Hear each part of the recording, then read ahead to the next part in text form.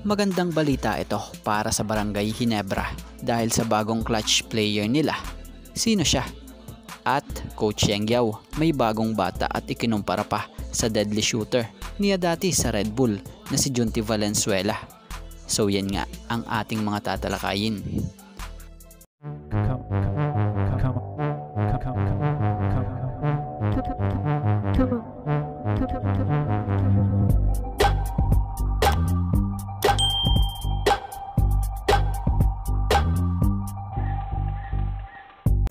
About muna dito sa kampo ng Rain or Shine Elasto Painters, may isa na namang player si Coach Yeng Yao na kanyang dinevelop ang laro at eto nga si Jonard Clarito.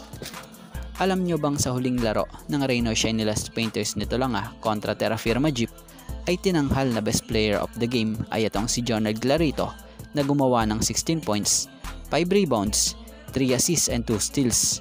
So sa isang interview nga kay Coach Yeng, nabanggit ni Coach Yeng Yao na kapag nakikita niya nga raw itong si Clarito ay parang nakikita niya si Junti Valenzuela.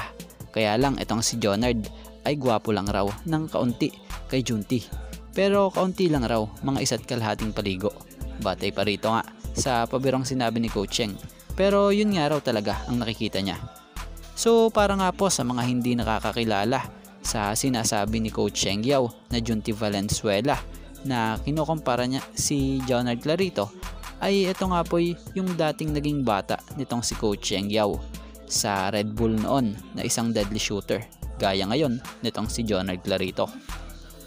So sa nangyayari nga po ngayon sa Rain or Shine Elasto Painters ay natutuwa si Coach Yeng Yao dahil tuloy-tuloy ang winning streak nila.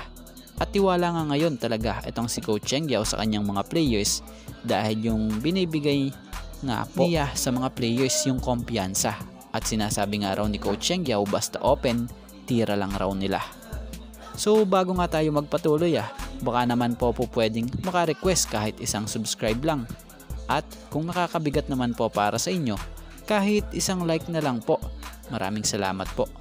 So proceed na nga tayo, good news para sa Barangay Ginebra dahil sa bagong clutch player nila sa katauhan ni Scottie Thompson. Kung papansinin nyo ngayong veterano na itong si Scottie Thompson sa liga, pansin na wala na talaga siyang yung kakaba-kaba lalo na sa mga crucial. Ilang beses na rin si Scottie may pinatunayan na kaya niya at mapagtitiwalaan siya sa crucial. Yung mga haters lang naman yung mga nagda-down sa kanya Pero kung papansinin nyo yung improvements niya sa laro, talaga namang all out mapa offense at depensa. Talagang all out. So pwede nga rin po maging sample dyan ay itong huling mga ginawa ni Scottie kontra Meralco at TNT gaya na to.